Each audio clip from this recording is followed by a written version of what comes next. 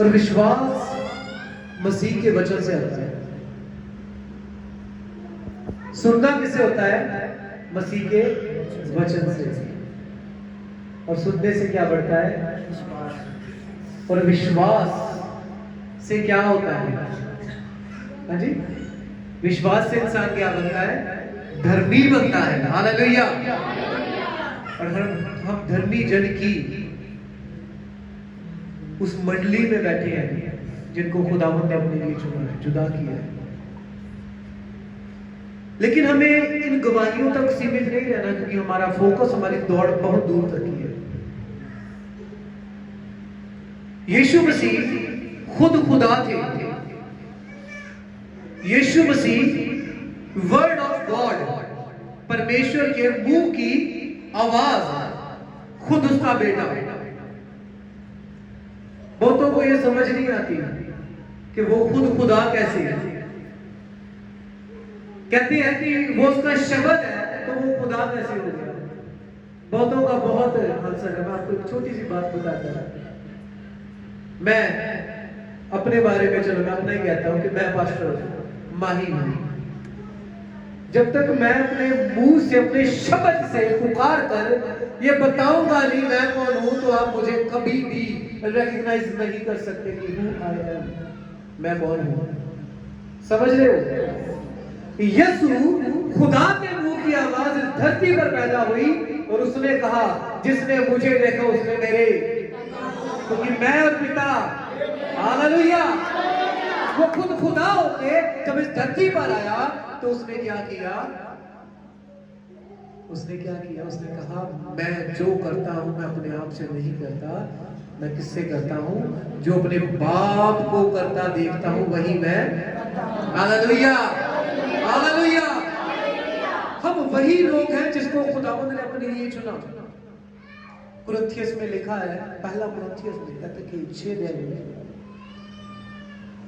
तुम यदि अपने आप को कुछ भी समझते हो, मुझे नहीं पता क्या समझते हो, आप अपने आप को किस जगह पे रख के सोचते हो नहीं पता, लेकिन कहता एक बात याद रखो कि तुम खुदावंद यीशु के लहू से खरीदे हुए लोग हो। Hallelujah, hallelujah.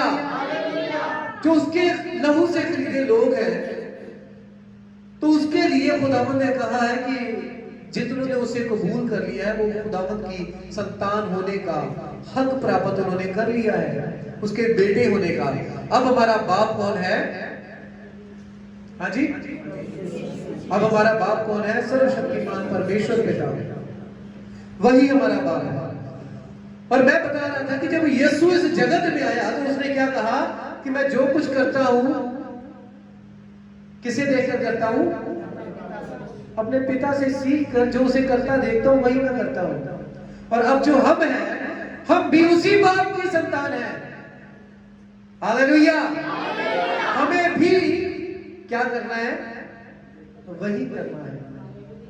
यदि हम वही करेंगे जो हमारे खुदावंद यीशु मसीह ने अपने बाप की देखकर किया, यदि हम भी वैसा करेंगे तो हमारे साथ भी खुदा वैसा करेगा जैसा उसने यीशु के साथ किया। और वो क्या किया? मुर्दों में से उसे, हालेलुया, हालेलुया। देखिए मेरे साथ यूहन्ना की इंजील, उसका 5 अध्याय और उसकी 19 आयत देखिए मेरे साथ। सब यूहन्ना की इंजील, the book of John chapter 5 from verse 19। इस पर यीशु ने उनसे कहा, मैं तुमसे सच सच कहता हूँ, पुत्र आपसे कुछ नहीं कर सकता। ये देखिए यहाँ पर यीशु मसीह क्या कहते हैं? पुत्र अपने बारे में बता रहे हैं। यीशु मसीह कह रहे हैं कि पुत्र अपने आप से कुछ भी कर नहीं सकता, कुछ भी नहीं कर सकता।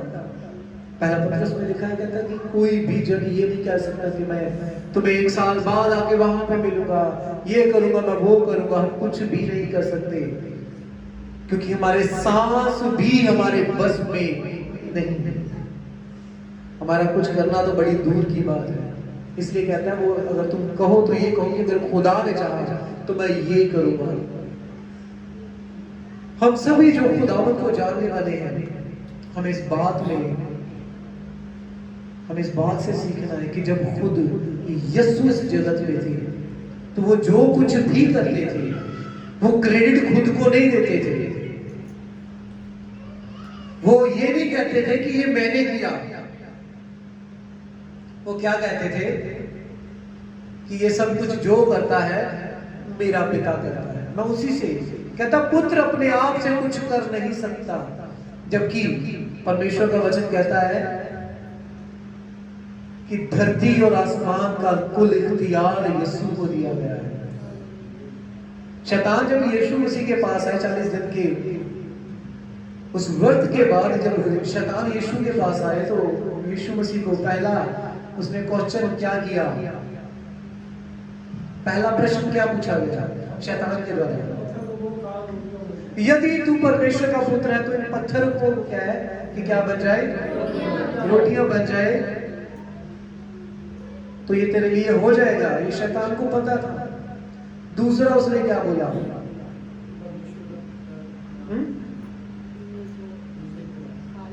अपने आप को तू नीचे गिरा दे तो तुझे क्या होगा स्वर्गदूत। तीसरा वर्ड क्या बोला उसमें कि तू मुझे सजदा कर तो मैं दुनिया की सारी चीजें। और यीशु मसीह ने कहा कि यहां से भाग, क्योंकि यीशु को पता था कि इस धरती का और आसमान का कुल इख्तियार तो ऑलरेडी मेरे। हालेलुया। यीशु को पता था। सब कुछ पता होने के बावजूद यीशु का एक कदम भी यहां से यहां रखना खुदावंद की मर्जी के बिना नहीं हुआ, परमेश्वर की योजना के अनुसार हुआ।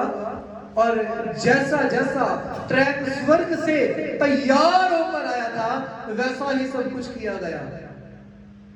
एक एक शब्द भी यीशु के मुंह से निकला गया, वो भी परमेश्वर की इच्छा से हुआ। हर एक इंसान जो इस धरती पर मौजूद है वो इस योग्य नहीं है कि अपना एक सांस भी अपनी मर्जी से ले सके। मैं अक्सर ये बात लोगों को बताता हूं कि दुनिया में पानी का अकाल पड़ा, खाने का अकाल पड़ा, हर एक चीज का अकाल पड़ा, लेकिन कभी भी परमेश्वर की दी हुई चीज का कभी अकाल नहीं पड़ा। लेकिन 2019-20 में परमेश्वर के दिए हुए सांस का भी क्या पड़ा, अकाल पड़ा। लोग सांस लेने से भी डरते थे, सांस भी वो खरीद कर, समझ रहे हो ना, किस तौर पर किस तरफ ये दुनिया चल पड़ी है। इतना ज्यादा पाप और गुनाह जब से धरती बनी है, इतना ज्यादा गुनाह कभी धरती पर नहीं आया। लेकिन अभी भी लोग यहाँ पर सही सलामत है, वो इसलिए क्योंकि यीशु के कुर्बानी के कारण। हालेलुया। क्यों? क्योंकि उसने पिता में रहकर अपने बाप की मर्जी को हर एक वक्त में खुद पूरा किया और कभी भी इसका क्रेडिट खुद नहीं लिया। किसको दिया? पिता को दिया। हमें भी खुदावंद ने चुना है, हमें भी किसी बात का कभी क्रेडिट खुद को नहीं देना।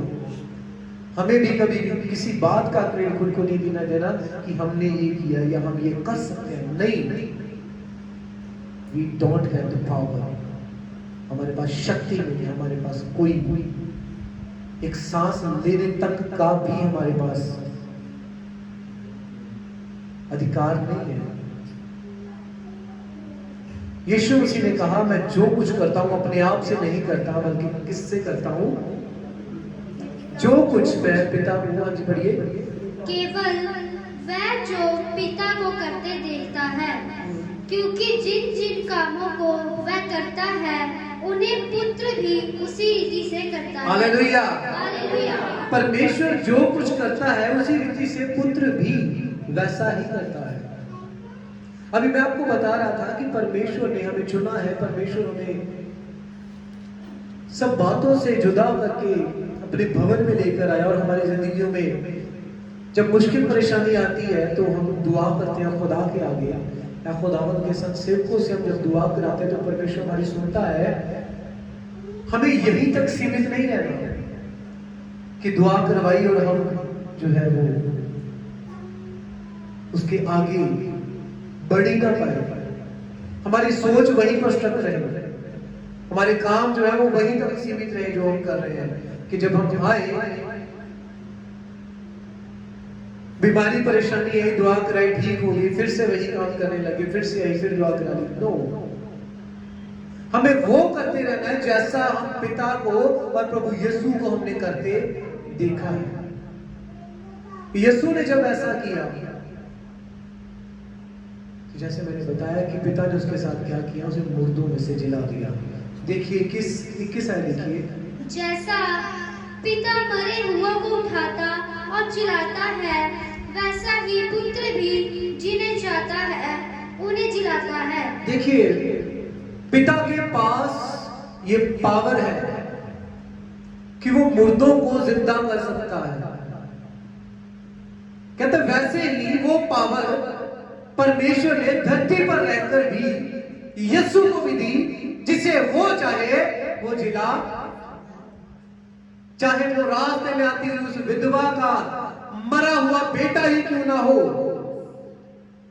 चाहे वो 3-4 दिन का मरा हुआ लाजर ही क्यों ना हो। हालेलुया। सिर्फ उसके एक शब्द की जरूरत है, जिसके शब्द से ही मुर्दे उठ खड़े हो जाते हैं। और यीशु की जब कुर्बानी हुई तो लिखा है कि पवित्र कब्रें जो है वो खुल गई। उसके पास पावर है, यीशु के पास। और हम जो यीशु के साथ चलते हैं, यीशु के ताबे में रहकर हम जो काम करते हैं, जो हम यीशु के साथ वफादारी के साथ जो हम निभाते हैं, अपना साथ निभाते हैं, इसका जो हमें अजर मिलेगा, उसका इनाम मिलेगा, वो आप सोच भी नहीं सकते। ये शिफा कुछ वक्त की है, ये मुश्किल कुछ वक्त की है, ये पैसा कुछ वक्त का है, लेकिन जो आपको मिल रहा है यीशु को जानने के लिए, उसके बारे में अगर मैं बताता रहूं मेरे लफ्ज खत्म हो जाएंगे, और आप सुनते रहो, आप सुन के पूरी जिंदगी सुनते रहो, तब भी मैं उस बात को एक्सप्लेन नहीं कर सकता और आप उस बात को समझ नहीं सकते जो यीशु आपके लिए कर रहा है। हालेलुया। सिर्फ मैं ही नहीं, दुनिया का कोई भी शख्स, हम सिर्फ उतना ही जानते हैं जितना सिर्फ इस कलाम में लिखा है। लेकिन परमेश्वर का वचन क्या कहता है कि वो बहुत सी बातें इसमें लिखी नहीं गई, क्योंकि अगर लिख दी जाती तो ये दुनिया में बाइबल समाती नहीं, इस जगत में भी ना समाती। इसीलिए परमेश्वर का वचन कहता है कि जो कुछ अभी तो कहता है उसने हमें सिर्फ अपने बेटे संतान होने का हक दिया है। कुरिन्थियस में संत पौलुस कहता है तो क्या तुम नहीं जानते स्वर्गदूतों का भी न्याय तुम करोगे। कहता अभी तो सिर्फ पुत्र होने का अधिकार दिया है, आगे हमें नहीं पता कि हमें क्या कुछ देगा। यूहन्ना को जब परमेश्वर ने दिखाया आसमान की बादशाही में स्वर्ग में जाके कि इनको देख, इनको देख, इनको देख, ये क्या है प्रभु जी, ये क्या है, ये साथ दिए क्या है, ये नबी कौन है, ये स्वर्गदूत क्या है, ये क्या बोलता है, वो क्या बोलता है, तो वो चकाचौंध रहेगा कि ये क्या है। स्वर्ग में ऐसी भीड़ देखी उसने, क्योंकि अगर 1 लाख होती तो शायद गिन लेता, क्योंकि 1,44,000 भी उसने कहा कि चुने गए, क्योंकि बताया गया।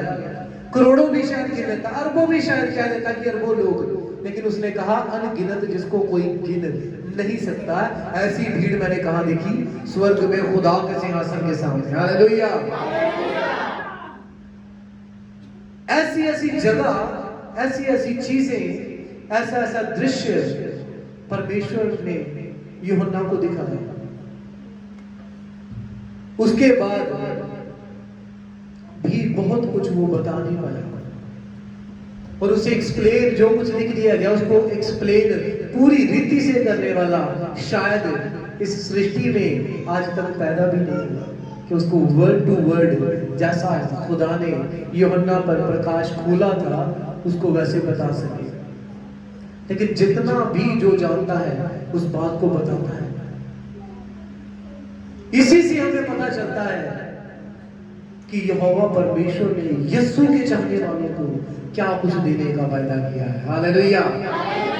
देखिए 24 आयत में, मैं तुमसे सच सच कहता हूँ, जो मेरा वचन सुनकर मेरे भेजने वाले पर विश्वास। यहाँ पर यीशु मसीह कह रहे हैं कि मैं तुमसे सच सच ये बात कहता हूँ कि जो मेरा वचन सुनकर, यीशु का वचन सुनकर मेरे भेजने वाले पर क्या करता है, विश्वास करता है। हाँ जी, अनंत जीवन उसका है। हालेलुया।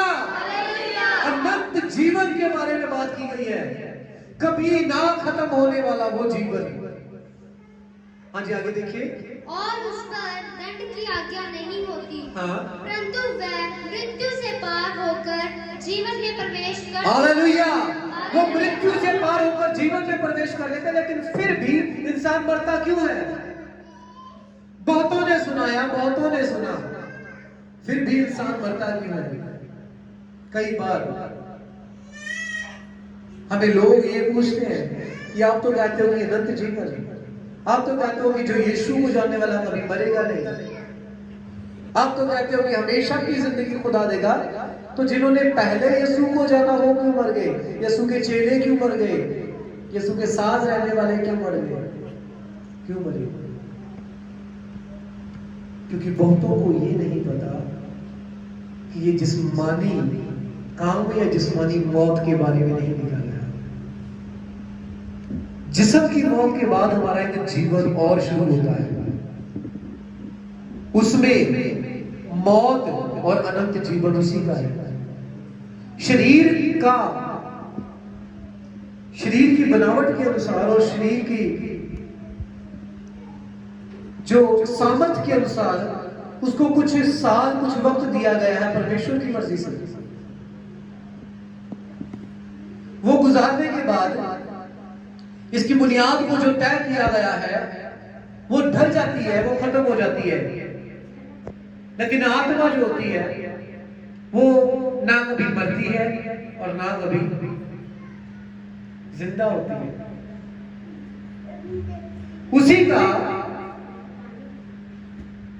उसी के बारे में ये दिया गया है, उसी के बारे में ये बताया गया है। दूसरी मौत, उन पर मौत की आज्ञा नहीं होगी, उन पर दंड की आज्ञा नहीं होगी, वो अनंत जीवन पाएंगे। हमें ये सीखना जानना हर वक्त जरूरी है। हमारे पास ये वर्ड जो परमेश्वर ने हमें दिए, हमें सीखना चाहिए कि हमें सिर्फ इस दौड़ के लिए नहीं दौड़ना कि हमें सिर्फ शिफा पानी है, हमें सिर्फ यहां तक नहीं रहना कि हमें पैसा चाहिए, हमें दौलत चाहिए, हमें घर चाहिए, हमें गाड़ी चाहिए। ये सारी चीजें जो है ये कुछ वक्त के लिए है। लेकिन यीशु क्या कहता है कि जो मेरी बातों को मानता है और मेरे भेजने वाले पर विश्वास करता है और वैसा जैसा वो कहता है उस अनुसार चलता है, तो वो क्या पाता है? अनंत जीवन। हालेलुया। देखिए मेरे साथ प्रकाशित वाक्य उसका 20 अध्याय और उसकी 6 आयत। धन्य और पवित्र वह है जो इस पहले पुनरुत्थान का भागी है, ऐसों पर दूसरी मृत्यु का कुछ भी अधिकार नहीं। ऐसे कि दूसरी मृत्यु का मौत जो है, एक तो जिस्मानी मौत है। ये जो प्रकाशित वाक्य में जो हमने पढ़ा, ये यूहन्ना स्वर्गीय में देख रहा है, स्वर्गीय दर्शन देख रहा है, स्वर्ग में जाकर देख रहा है। वहां पर भी मौत और जीवन को डिस्क्राइब किया गया। वो भी धरती पर नहीं देख रहा, वो स्वर्ग में देख रहा है। कहता धन्य और पवित्र है वह जो इस पहले पुनरुत्थान के भागी हो गए हैं, ऐसों पर दूसरी मृत्यु का कुछ भी अधिकार नहीं है, पर वे परमेश्वर और मसीह के याजक होंगे और उसके साथ 1000 वर्ष तक राज्य करेंगे। हालेलुया। ये छोटी बात नहीं है, खुदावंद यीशु के साथ रहते हैं। जिसके लिए परमेश्वर ने हमें चुना है, जिसके लिए परमेश्वर हमें यहां तक लेके आया है, उसकी प्लानिंग बहुत दूर तक की है। वो हमें बहुत आगे तक लेकर जाना चाहता है, अपने साथ रखना चाहता है। उसने वायदा किया कि तुम यहां पर, चाहे तुम्हारे मोहल्ले की, चाहे तुम्हारे शहर की, तुम्हारे देश की सड़कें टूटी हैं, लेकिन जब तुम मेरे पास आओगे, सोने की सड़कों पे मैं तुम्हें चलाऊंगा। Hallelujah, hallelujah. ये वायदा लेकर हम विश्वास के साथ चलते हैं और उन पर दूसरी मृत्यु का भी असर नहीं रहता। देखिए 11 आयत देखिए इसे। फिर मैंने एक बड़ा श्वेत सिंहासन और उसको जो उस पर बैठा हुआ है देखा। उसके सामने से पृथ्वी और आकाश भाग गए और उनके लिए जगह ना मिली। फिर मैंने छोटे बड़े सब मरे हुओं को सिंहासन के सामने खड़े हुए देखा और पुस्तकें खोली गई और फिर एक एक और पुस्तक खोली गई, अर्थात जीवन की पुस्तक। और जैसा उन पर पुस्तकों में लिखा हुआ था, वैसे ही उनके कामों के अनुसार मरे हुओं का न्याय किया गया। हालेलुया। यहाँ पर पुस्तकें लिखी गई। कुछ पुस्तकों के बारे में लिखा गया, लेकिन एक पुस्तक ऐसी भी थी जिसके बारे में खास करके जिक्र कहता। फिर एक और पुस्तक खोली गई जिसमें सारी दुनिया का क्या था, न्याय का उसमें लिखा गया था कि जो उनके कामों का न्याय किया जाए। हाँ जी। समुद्र ने उन मरे हुओं को जो उसमें थे दे दिया और मृत्यु और अधोलोक ने उन मरे हुओं को जो उनमें थे दे दिया और उनमें से हर एक के कामों के अनुसार उनका न्याय किया गया। मृत्यु और अधोलोक आग की झील में डाले गए। ये आग की झील दूसरी मृत्यु है। ये देखिए यहाँ पर परमेश्वर का वचन फिर से डिस्क्राइब करता है कि ये क्या है, आग की झील दूसरी मृत्यु है। ये पहली मृत्यु नहीं है। पहली मृत्यु वो, पहली मौत वो जो हम जिस्मानी तौर पर इंसान को आती है और हर एक को आती है, लेकिन ये दूसरी मौत वो है जो गंधक और आग की झील है, जिसमें उनको भेजा जाएगा जिनके बारे में हमने यूहन्ना में पढ़ा। क्या पढ़ा वहां पे? जो मेरे पिता की मेरी बातों पर विश्वास कर उन पिता की बातों पर चलते हैं, उन पर दूसरी मृत्यु का कोई भी अधिकार। लेकिन जो नहीं मानते उन पर क्या है, वो तो जाएंगे, उनके लिए वही हिस्सा है। परमेश्वर का वचन कहता है, जब हम पहला कुरिन्थियस में भी पढ़ते हैं, वहां पर लिखा गया है कि जिन्होंने मसीह को नहीं जाना वो परमेश्वर के दंड के अधिकारी हो चुके हैं।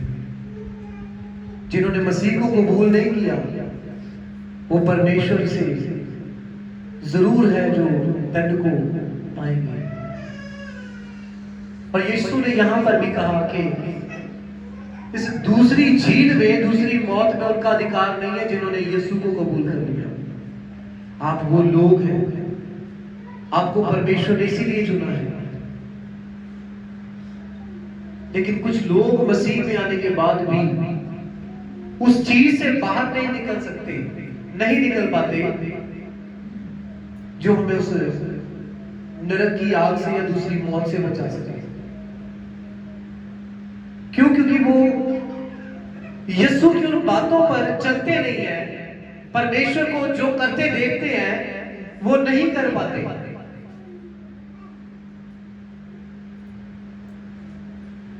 उनके लिए भी ये द्वार बंद रहेगा, क्योंकि हमारी सोच, हमारे शब्द, हमारी चाल,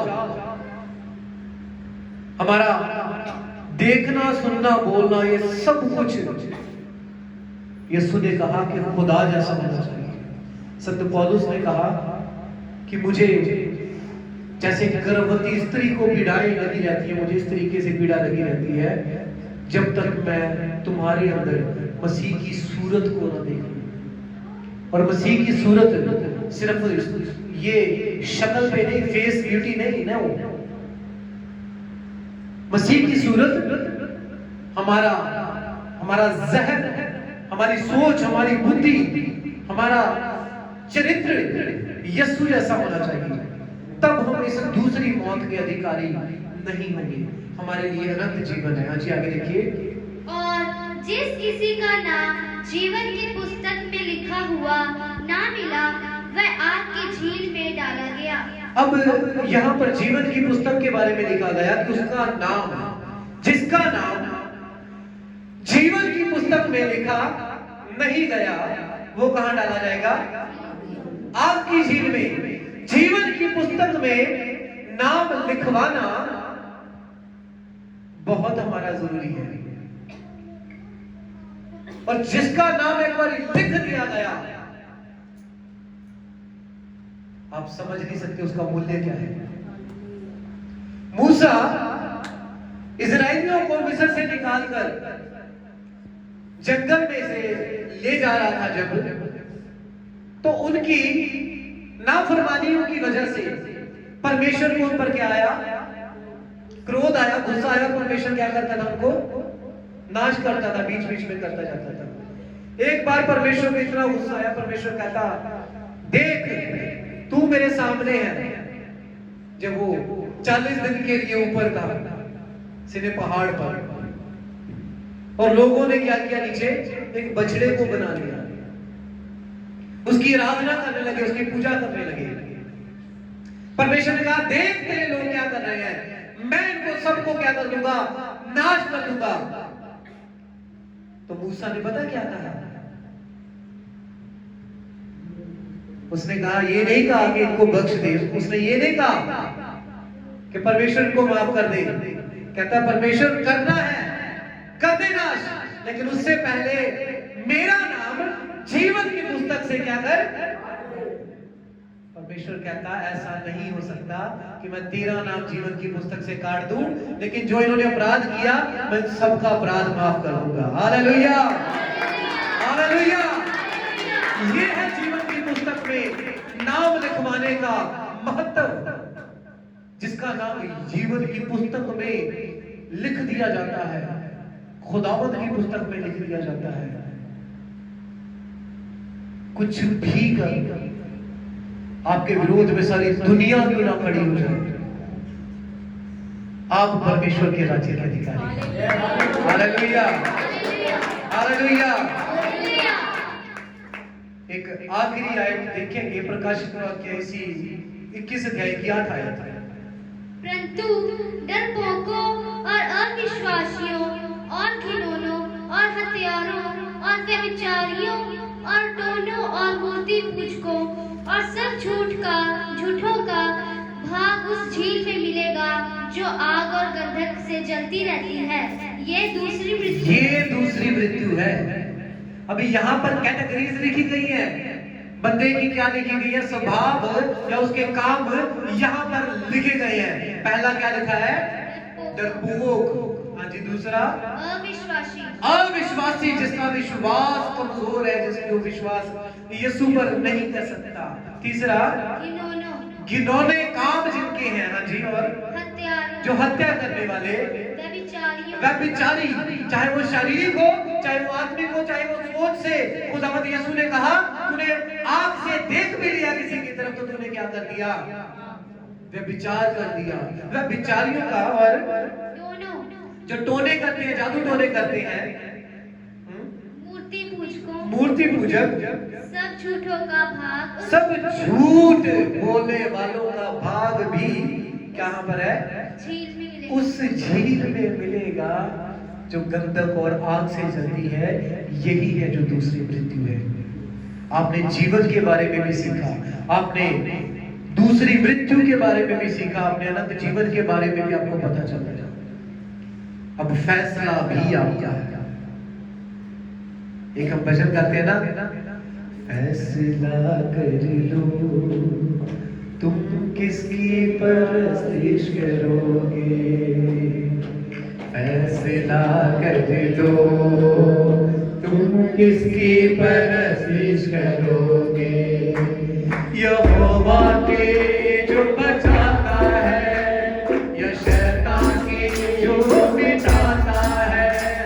यहोवा के जो बचाता है, या शैतान के जो मिटाता है। तुम किसके परस्तिश करोगे? ऐसे ना करो, तुम किसके परस्तिश करोगे? ऐसे ना करो,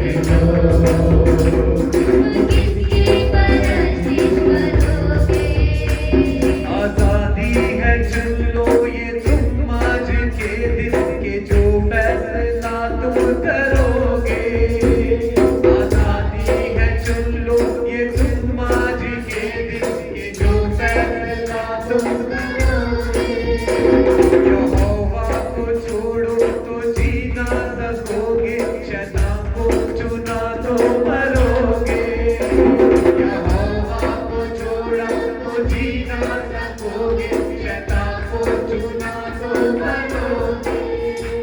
यहोवा यीशु जिंदगी का खुदा है। यहोवा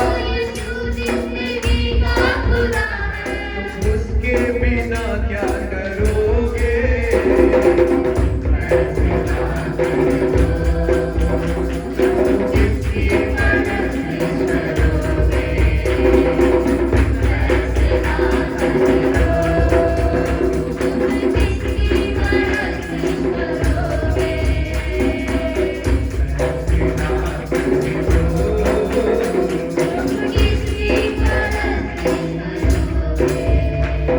आइए आंखों को बंद करेंगे, सरों को झुकाएंगे और प्रार्थना में जाएंगे। सर्वशक्तिमान खुदावंद, जमीन और स्वर्ग के मालिक और खालिक प्रभु जी, हम तेरा धन्यवाद करते हैं प्रभु जी। तूने अपने बच्चों से हमसे बातें की,